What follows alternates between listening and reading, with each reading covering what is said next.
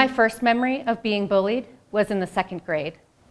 I was 7 and my family had just moved from Mississippi to Maryland and I hadn't made any friends yet, so I was often alone at recess. And a group of boys would follow me around chanting, "Lizzie's a lezzie." I didn't know what a lezzie was, but I knew it was something gross that made people laugh at you. I knew I didn't want to be a lezzie. At school, I learned gays and lesbians were disgusting, and teachers would not stop anti-gay name-calling because boys will be boys. A few years later, we moved to Texas, and I decided to try out for cheerleading. I made the 7th grade squad.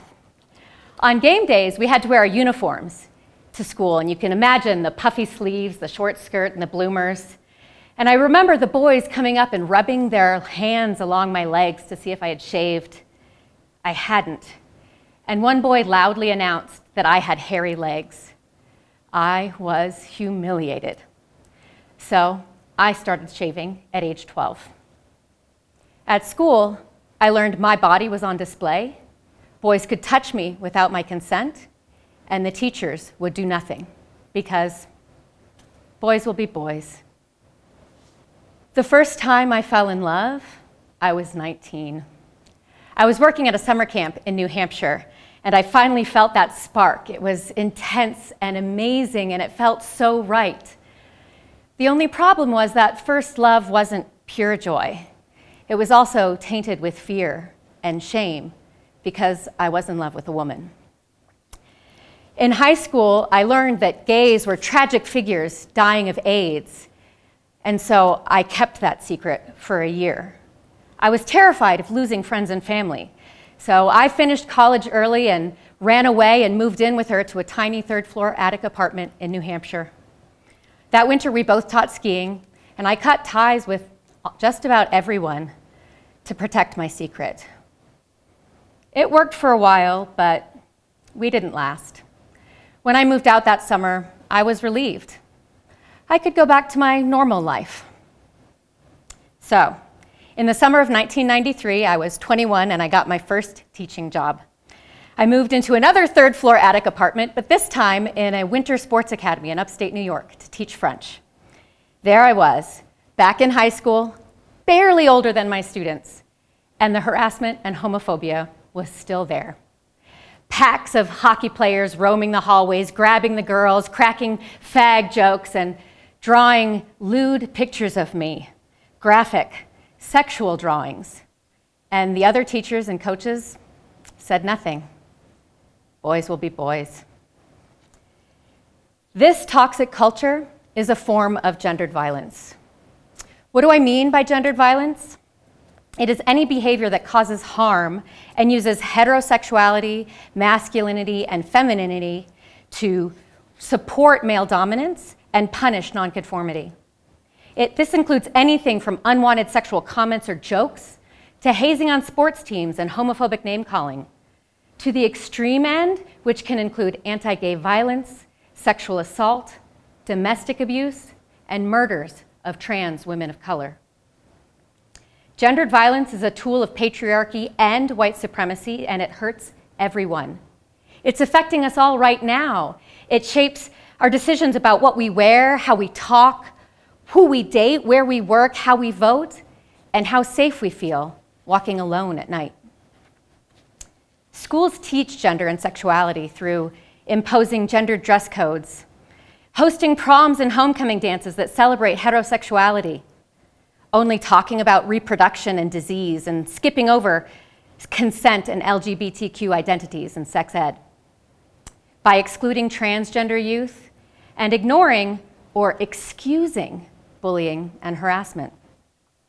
School cultures reward only the most valued ways of being a boy or a girl and punish all others.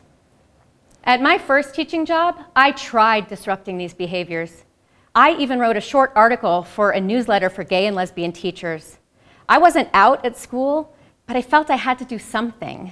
So I wrote about informal supports for gay and lesbian students, and I identified myself as bisexual. That little article that was mailed in brown, unmarked envelopes to gay and lesbian teachers around the country found its way to my headmaster's desk. He called me into his office and showed it to me and said, "If you resign quietly, I'll find you a job at another school." What? No. I love my students. I love teaching. I don't want to leave. This isn't fair or right. So I refused to resign. There's no way they could fire me over this, right? Well, 1 week later, I got a 3-page letter from the school's lawyer saying my contract had been revoked and I needed to vacate the school apartment immediately after graduation the following week. I was shocked, distraught, astounded. Was this really happening? I cared about my students. How could they fire me for writing about supporting students? This moment changed me. I needed to find a way to make schools better. At school, I learned I couldn't be a queer teacher. So I moved out, regrouped, then spent a year in New York City becoming an activist. I attended the 25th anniversary of the Stonewall riots and joined the Lesbian Avengers. I marched, I danced, I learned, I protested, and I partied with proud dykes. And then I came to grad school at CU. It was the way I could get back into teaching. I certainly couldn't ask for a reference from the homophobic headmaster in New York. So I formally started studying gender and sexual diversity in schools in 1995. Since then, I have learned that teachers feel unsupported when they try to interrupt sexual harassment and homophobic jokes. Many want to address sexism, homophobia, and transphobia, but they don't know how or fear backlash if they do. I have learned that Don't Say Gay policies exist formally in 5 states and informally everywhere. We know these hostile school climates cause kids to harm themselves and avoid school. We know that boys who are bullies in elementary school are more likely to be homophobic harassers and rapists. We can't act surprised about sexual assaults on college campuses and anti-gay hate crimes or anti-trans laws when these are the lessons learned in schools. When I was in 2nd grade, I wish a teacher had stopped the name calling and introduced me to some nicer kids. In middle school, I wish the teachers would have educated those boys and made sure it never happened to anyone else. In high school, I wish I had learned something other than the tragedy of the AIDS crisis. As a teacher, I wish I could have been out to my students to show that queer people exist and deserve respect. I also wish that the coaches would have benched those hockey players and not laughed along with their jokes. I wish everyone would stop excusing sexual harassment and other harmful behaviors with shrugs and boys will be boys. I am every queer kid ever bullied at school. I am every young girl harassed in the hallways.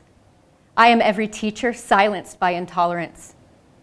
Educators and policymakers need to shore up their courage and step up to end gendered violence. Thank you.